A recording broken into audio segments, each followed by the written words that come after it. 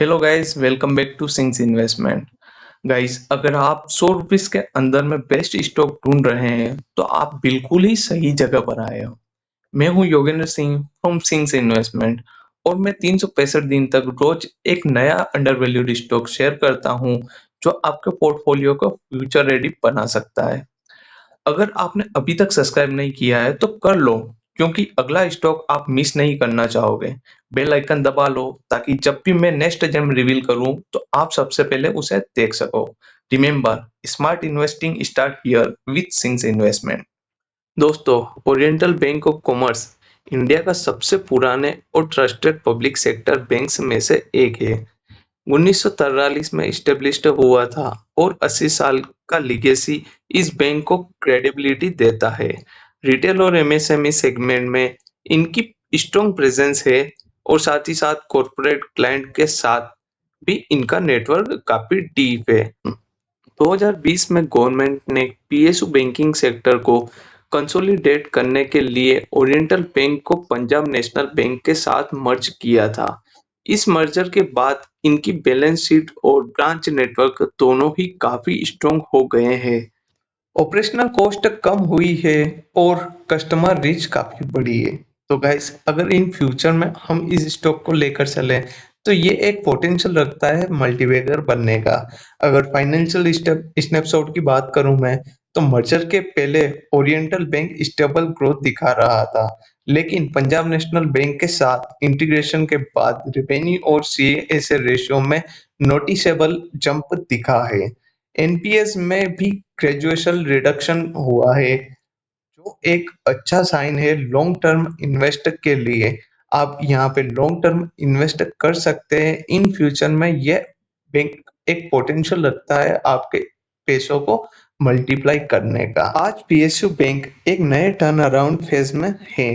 Government का focus digital banking और credit growth पर है। वैल्यूएशन भी प्राइवेट बैंक के कंपैरिजन में काफी अट्रैक्टिव है, इसलिए लॉन्ग टर्म इन्वेस्टर्स में पीएसयू बैंक में दोबारा इंटरेस्ट देखना शुरू हो चुका है।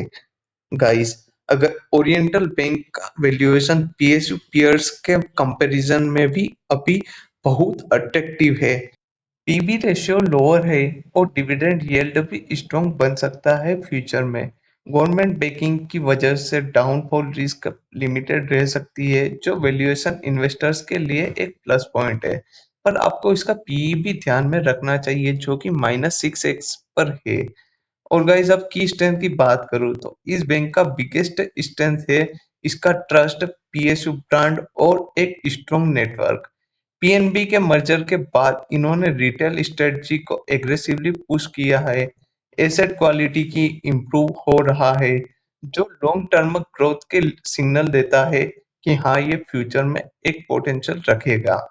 गाइस, की रिस्क की भी बात जरूरी है। हर इन्वेस्टमेंट के साथ एक रिस्क भी होता है। पीएसयू नेचर की वजह से डिसीजन मेकिंग थोड़ा स्लो हो सकता है। एनपीएस का रिस्क अभी भी पूरी तरह खत्म नहीं हुआ है। प्राइवेट बैंक्स और फिनटेक प्लेयर से कंपटीशन भी बहुत बड़ा है। तो आपको यहाँ पे रिस्क भी आपको ध्यान में रखने के बाद ही किसी स्टॉक को बाई करना है और आपका एनालिसिस पूरा करना है।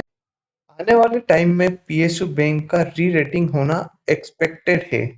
डिजिटल इनिशिएटिव्स और एमएसएमई लेंडिंग पर फोकस हो रहा है और इनकी प्रॉफिटेबिलिटी इंप्रूव हो सकती है। एनपीएस के कंट्रोल में आने से मार्जिन बढ़ेंगे, जो स्टॉक प्राइस को लिफ्ट कर सकता है और फ्यूचर में यह स्टॉक अपने इन्वेस्टर्स को अच्छा रिटर्न दे सकता है।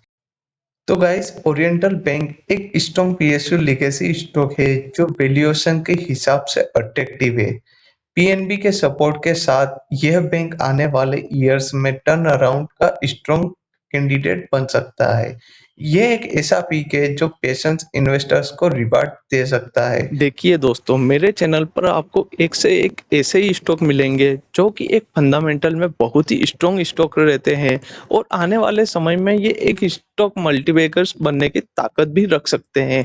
पर आपको ये जेम्स बहुत ही जगह पे ढूँढने को नहीं मिलेंगे। मैं बहुत ही रिसर्च करने के बाद ये स्टॉक्स लेकर आपके पास आता हूँ ताकि आप भी अपने इन्वेस्टमेंट पोर्टफोलियो को बहुत ही मजबूत बना सके और पोर्टफोलियो को आपके फ्यूचर में बहुत ही अच्छा रिटर्न देने की संभावना बहुत ही ज़्यादा बढ़ सके। तो इसीलिए गाइस मेरा ये वीडियो अगर आपको पसंद आया हो तो लाइक, सब्सक्राइब और शेयर ज़रूर करें और कमेंट सेक्शन में आप यहाँ पे कुछ भी टाइप करके मेरे को अपना फीडबैक ज़रूर बताएँ कि आपको ये वीडियो पसंद आया है या नहीं। धन्यवाद। आपका कीमती समय देने के लिए बहुत-बहुत धन्यवाद।